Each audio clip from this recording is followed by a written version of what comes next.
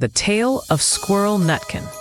This is a story about a tale that belonged to a little red squirrel named Nutkin. He had a brother called Twinkleberry and lots of cousins. They lived in a wood next to a lake. In the middle of the lake, there is an island covered with trees and nut bushes. And among those trees stands a hollow oak tree. This is the house of an owl who is called Old Brown. One autumn, when the nuts were ripe and the leaves on the bushes were golden and green, Nutkin and Twinkleberry and all the other little squirrels came out of the wood and down to the edge of the lake. They made little rafts out of twigs, and they paddled across the water to Owl Island to gather nuts. Each squirrel had a little sack and a large oar, and they spread out their tail like a sail to catch the wind.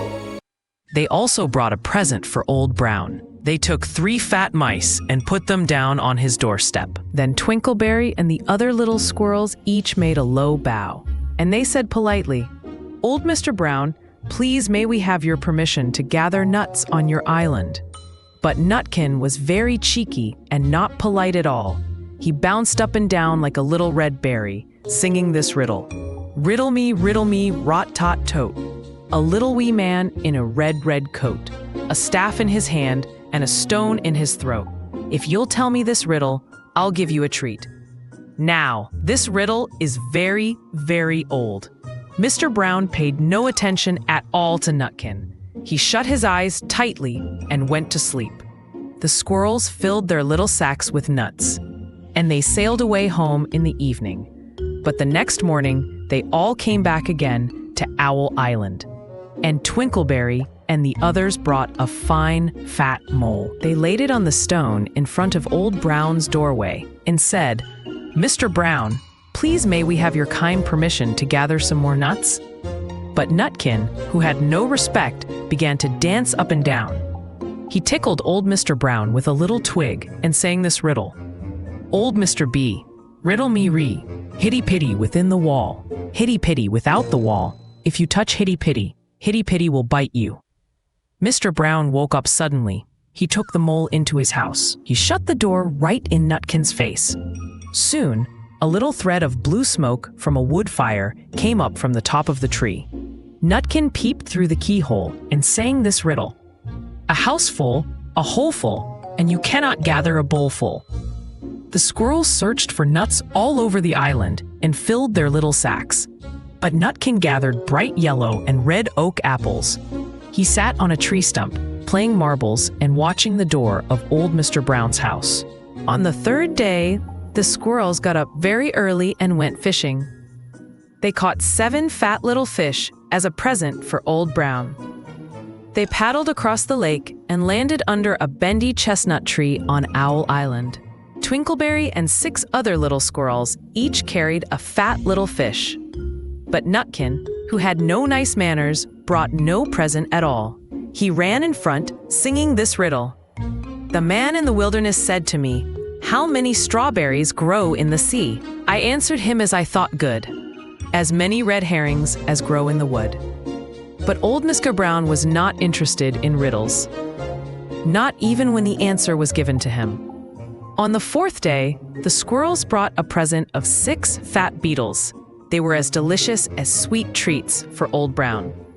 Each beetle was wrapped up carefully in a big leaf, held closed with a pine needle pin. But Nutkin sang as rudely as ever.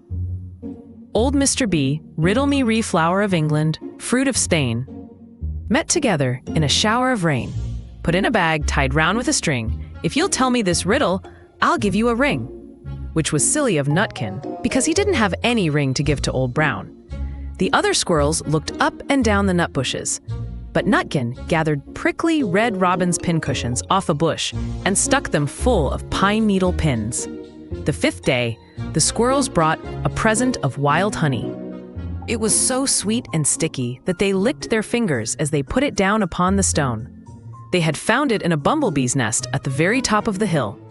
But Nutkin skipped up and down, singing, "Hum-a-bum, buzz-buzz, hum-a-bum buzz.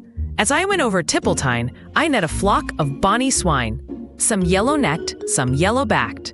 They were the very bonniest swine that e'er went over Tippletine.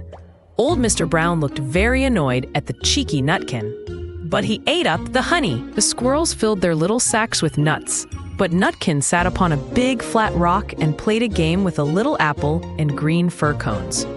On the 6th day, which was Saturday, the squirrels came again for the last time. They brought a fresh egg in a little grass basket as a last leaving present for Old Brown. But Nutkin ran in front, laughing and shouting, "Humpty Dumpty lies in the stream, with a white cover around his neck. 40 doctors and 40 helpers cannot put Humpty Dumpty back together." Now old Mr. Brown was interested in eggs. He opened one eye and shut it again. But still, he did not speak. Nutkin became more and more cheeky. Old Mr. B, something stuck on the king's kitchen door. All the king's horses and all the king's men couldn't pull it off the king's kitchen door.